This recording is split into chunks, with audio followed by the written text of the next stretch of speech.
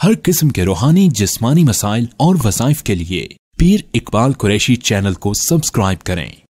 نحمده ونصلي على رسوله الكريم اما بعد فاعوذ باللہ من الشیطان الرجیم بسم اللہ الرحمن الرحیم۔ سورہ تکاثر، نبی کریم علیہ السلام نے فرمایا کہ تم روزانہ 1000 آیات پڑھ کے سویا کرو۔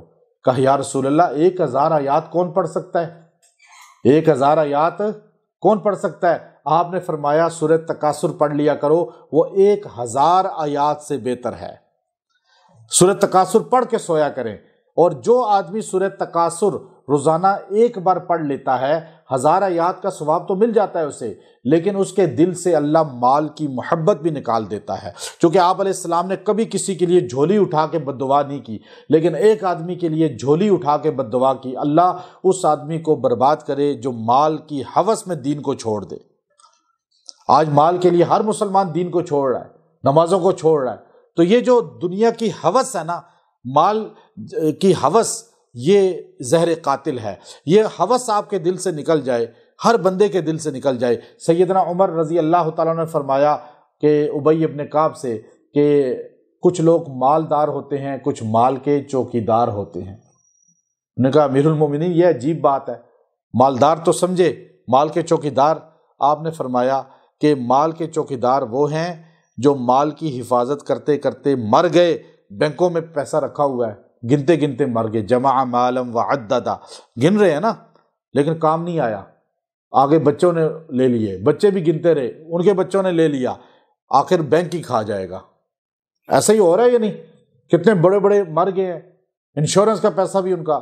ابھی دیکھیں وہ فضل الرحمان بندہ جس نے ورلڈ ٹریڈ سینٹر کا نقشہ بنایا، مسلمان تھا، اس کا مجسمہ بنایا ہوا شکاگو میں، وہ مدینہ گیا ہوا تھا، سعودیہ میں کوئی سرکاری سطح پہ میٹنگ میں، مر گیا۔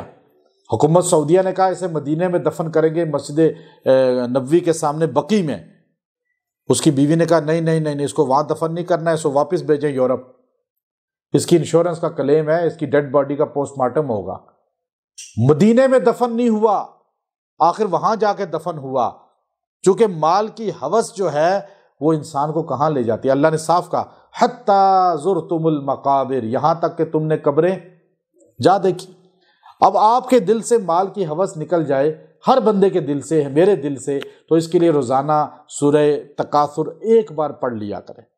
ترجمہ آپ کو آتا ہوگا تو پھر نکلے گی نا، ایسے رٹا تو نہ لگائیں۔ اللہ نے کہا الہاکم التکاثر، اس کو کہا کلا سوف تعلمون، تمہیں پتہ چل جائے گا۔ پھر اللہ نے کہا تمہیں پتہ چل جائے گا۔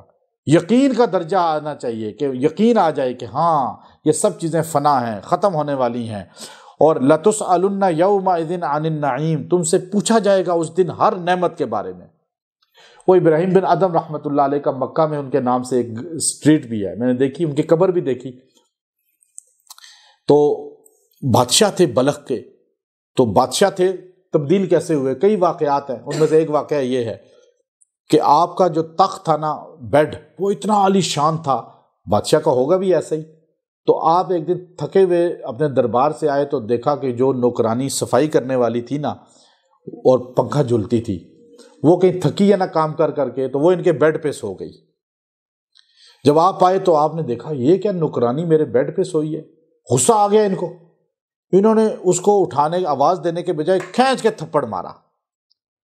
اچھا وہ ہڑبڑا کے اٹھی نا، ابھی اٹھ ہی رہی تھی تو ایک اور تھپڑ مار دیا، تو اس نے ہنسنا شروع کر دیا۔ یہ حیران ہوئے کہ رونے کے بجائے، چیخنے کے بجائے، کرانے کے بجائے یہ مسکرا رہی ہے، ہنس رہی ہے۔ کہا پاگل تو ہنس رہی ہے؟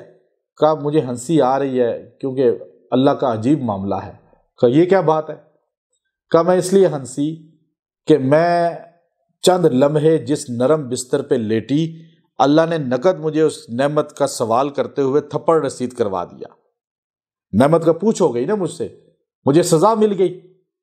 اور جو اس بیڈ پہ کئی سالوں سے سو رہا ہے اس کے ساتھ کیا حال ہوگا؟ ابراہیم بن ادم رحمۃ اللہ علیہ کا دل ہل گیا، وہ بادشاہ ہو کے بھی دل ہل گیا، اور یہاں ہمارے دل ہلتے ہی نہیں ہیں، بات اثر ہی نہیں کرتی نا۔ تو آپ نے فوراً دل میں سوچا واقعی اس نرم بستر پہ جو میں نے عیش کی زندگیاں گزاری ہیں، جو اتنی راحتیں دیکھی ہیں، لَتُسْأَلُنَّ يَوْمَئِذٍ عَنِ النَّعِيمِ، ہر نعمت کا تم سے سوال ہوگا، پھر میں کیا جواب دوں گا؟ اسی وقت اللہ کی راہ میں فقیر بن گئے،